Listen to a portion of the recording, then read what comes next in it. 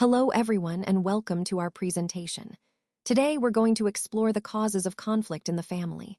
Our first slide highlights the topic and the question, what is family conflict? Over the course of this presentation, we'll look into what causes family conflicts, why they happen, and how we can address them. I'm glad you're here, and I look forward to sharing these insights with you. Let's get started. Welcome. Today we're going to explore what conflict really is within families. At its core, conflict is simply a struggle or disagreement that happens between two or more family members. It often stems from perceived differences in needs, values, goals, or expectations. Now, I want to emphasize that conflict is completely normal. In fact, it's a natural and inevitable part of any close relationship, including family life. It doesn't mean you're doing anything wrong or that your relationship is failing. The key point here is that it's not the presence of conflict that determines the health of a family, but how we manage it. The real issue is how we handle these disagreements. When we learn to manage conflict effectively, it can actually strengthen our relationships rather than weaken them. So, as we move forward, keep in mind that understanding where conflict comes from helps us approach it with a healthier perspective. Let's talk about major category 1, communication breakdown. I'd say this is perhaps the biggest culprit when it comes to misunderstandings and conflicts. It's not just about what we say, but really how we say it, and most importantly, how we listen. One key issue is poor listening. That happens when we interrupt, or when we're already planning our response instead of truly hearing the other person out. It's like we're more focused on what we're going to say next than understanding what's being said right now. Another point is assumptions and mind reading. We often think we know what someone else is thinking or feeling without actually checking in or asking. That can lead us to misunderstand their intentions or emotions, which only complicates communication. Harsh communication is also a big problem. Using criticism, sarcasm, blame, or a contemptuous tone creates a defensive atmosphere. It shuts down open, honest dialogue and makes it harder to resolve issues. And then there are nonverbal cues.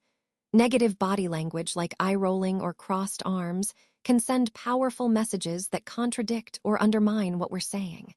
Sometimes, what we don't say verbally is just as important as the words we choose. Overall, these elements, poor listening, assumptions, harsh tones, and negative body language, all contribute to communication breakdowns. Recognizing these pitfalls is the first step toward improving how we connect with others and ensuring our messages are understood as intended. Now, let's explore major category 2, differences in values and expectations. As families grow and change, it's common to see the values of one generation clash with those of another. This often creates tension, especially during adolescence and young adulthood. One key area where this happens is generational gaps. For example, parents and their children or grandchildren often have differing views on technology, social norms, work ethic, and lifestyle choices. These differences can lead to misunderstandings or disagreements about what's important or acceptable. Another significant aspect is clashing core values. Families might disagree on fundamental beliefs like religion, politics, or moral principles. These deep-seated differences can be particularly challenging to navigate because they touch on identity and worldview. Finally, unmet expectations also play a big role. Parents might have specific hopes for their children's academic or career success, while the children might have their own dreams and aspirations that don't align with those expectations. Similarly, disagreements can arise over roles within the family and what is considered appropriate or expected. Overall, these differences in values and expectations highlight how important it is to understand and communicate across generational lines. Recognizing these sources of tension can help us find ways to bridge gaps and foster mutual respect within families. Let's talk about major category 3, change and stressful life events. These are external stressors that can significantly impact our emotional well-being. For example, financial problems or losing a job can create a lot of tension and uncertainty. Moving to a new home is another big change that can feel overwhelming. Serious illness or disability within the family also introduces a lot of stress and adjustment. Now, there are also changes related to the family life cycle. The birth of a child is a joyful event, but also a major transition that requires adjustments from everyone. When children start school or become teenagers, it can bring new challenges and shifts in family dynamics. Then there's the empty nest syndrome, which many parents experience when their children leave home, leading to feelings of loss or loneliness. Caring for aging parents is another life change that can be emotionally and physically demanding. It's important to remember that stress itself doesn't create conflict. What it does is lower everyone's tolerance, making small issues feel more significant. So, a major life change can act as a trigger, turning minor annoyances into big arguments. Recognizing this helps us understand how stress influences our interactions and relationships during these challenging times. Let's talk about major category 4, resource-based conflicts. These are the everyday disagreements that often pop up in families. One common source is finances, disagreements over how to spend, save, or prioritize money. It's normal for family members to have different ideas about what to do with the budget. Another key point is time and attention. Parents often find themselves juggling their time between siblings or between a partner and children. It can be challenging to make sure everyone feels valued and attended to. Then there's possessions and space. Sharing things like bedrooms, bathrooms, electronics, or even the car can lead to conflicts. These are really practical issues that everyone faces at some point. These conflicts are rooted in the fact that money, time, and possessions are limited resources. Deciding how to distribute them fairly or according to each person's needs can become a flashpoint. Recognizing these everyday struggles helps us understand family dynamics better and find ways to manage resource conflicts more effectively. So, when we look at conflicts or arguments, it's important to remember that the surface issue is often not the real problem. What appears to be the argument, say, about chores or curfews, might actually be rooted in deeper needs. These underlying needs are what truly drive our reactions and feelings. For example, many teens and young adults have a strong need for autonomy and control. They want to make their own choices and feel independent. Then there's the need for love, affection, and connection. Everyone craves feeling close and accepted. Respect and validation are also crucial. We all want to feel appreciated and recognized for who we are. Fairness and justice matter too. People want to be treated equitably and honestly. And finally, safety and security are fundamental. Feeling safe in our environment helps us feel stable and confident. As a note to remember, think of an iceberg. The visible argument, like a fight over chores, might actually be about a need for respect. Similarly, a disagreement over curfews could be more about a desire for safety or a need for autonomy. Recognizing these underlying needs helps us approach conflicts with more empathy and understanding, rather than just reacting to surface issues. When conflict is left to fester, the damage can be deep and long-lasting, affecting both individual well-being and the very fabric of the family. On an individual level, unresolved conflict often leads to increased stress, anxiety, and even depression, as people struggle to cope with ongoing tension.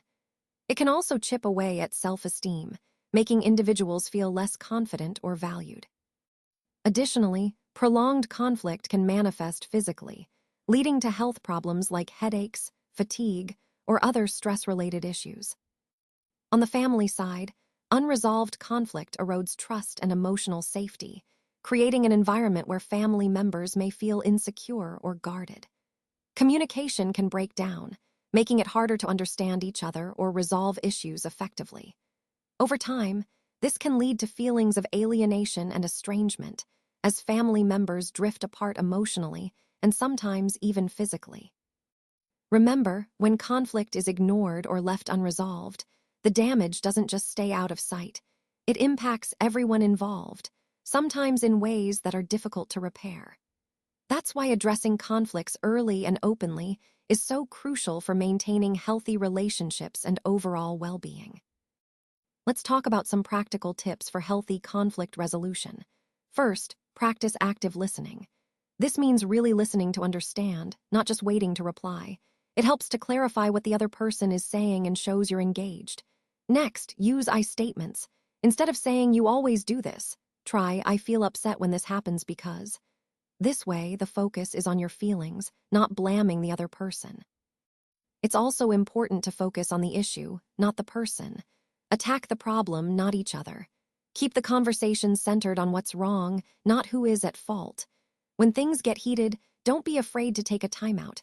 Agree to pause the argument and come back to it when you're both calmer. This can prevent things from escalating.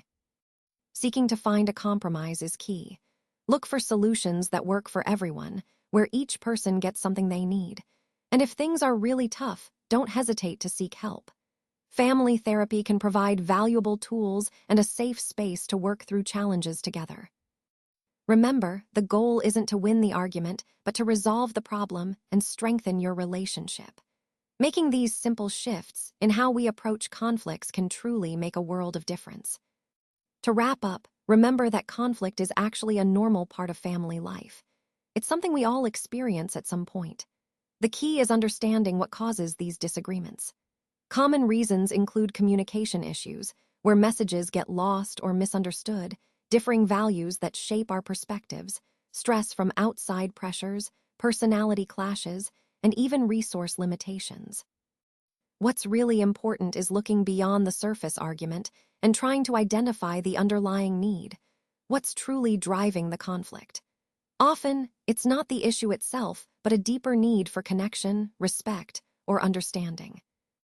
Unresolved conflict can lead to serious negative consequences, like emotional distance or ongoing resentment, so addressing issues early is crucial. The good news is that healthy conflict resolution is a skill that anyone can learn and practice over time. It's about developing the ability to communicate effectively, listen actively, and find mutually acceptable solutions. Remember, understanding the why behind conflicts is the first step toward healing and building a stronger, more resilient family. It's all about turning challenges into opportunities for growth and connection. Thank you so much for your time and attention today. If you have any questions or want to discuss anything further, please don't hesitate to reach out to me. I'd be happy to help clarify or explore any topics we covered. Also, if you found this content helpful, I invite you to subscribe for more updates and resources. Once again, thank you, and I look forward to connecting with you soon.